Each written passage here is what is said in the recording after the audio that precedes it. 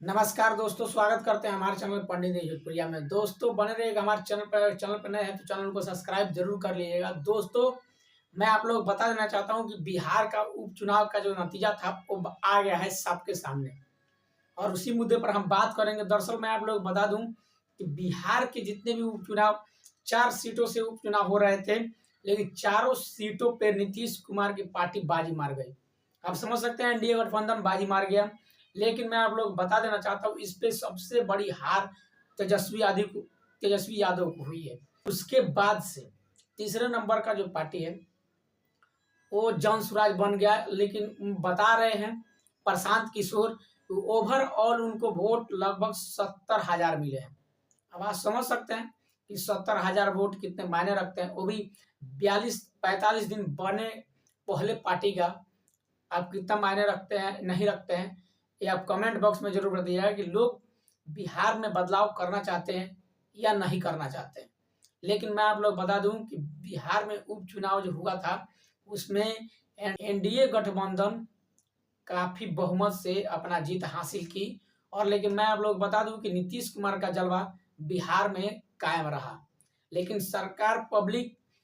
Public इस पे क्या कहना चाहती है, पब्लिक सरकार बदलना चाहती है या नहीं बदलना चाहती है।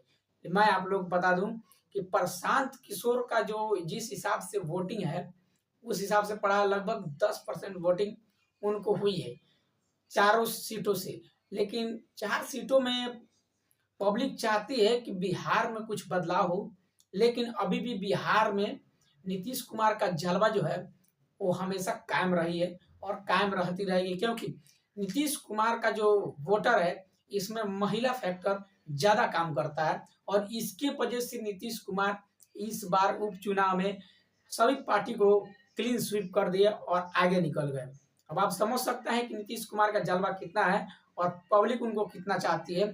लेकिन मैं आप लोग को बता दूं इससे अभी नीतीश कुमार ये अभी 4 चुनाव पे जो जीते हैं और उसका आगे का परिणाम क्या होगा हम अगले वीडियो में आप लोगों को जरूर बताएंगे। जैसे ही उसका रिपोर्ट आएगा मैं आप लोगों को जरूर बताऊंगा कि आगे वो पार्टी क्या करने वाली है क्या नहीं करने वाली है। दूसरी तरफ प्रशांत किशोर अपने बहुमत को लेकर सबका धन्यवाद दिए और बोले कि जितने भी जन स्वराज के चाहने वाले हैं सबको वो दिल से धन्यवाद किए। और दूसरी तरफ जीते हुए पार्टी को भी उन्होंने सराहना की कि उनका जो है जलवा जो है अभी तक कायम है। लेकिन प्रशांत किशोर बता रहे थे और उनके कार्यकर्ता भी बता रहे थे कि अभी प्रशांत किशोर को लगातार मेहनत करनी पड़ेगी और आगे तक। लेकिन प्रशांत किशोर बिहार को अभी या अगले मतलब जब तक वो जीत न जाए, बिहार में सरकार न बना ले, तब तक बिहार में वो बिहार को छोड़ने वाले नहीं है।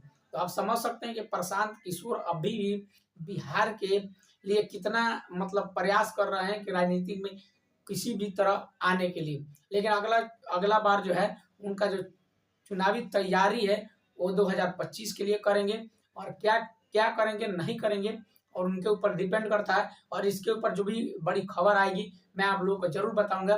जानकारी आप लोगों का कैसा लगा कि नीतीश कुमार ने एनडीए गठबंधन मतलब आप समझ सकते हैं कि नीतीश कुमार का जो एनडीए गठबंधन है वो जीवी चारों सीट पर जीत हासिल की। आप इससे क्या समझते हैं कमेंट बॉक्स में जरूर बताइएगा।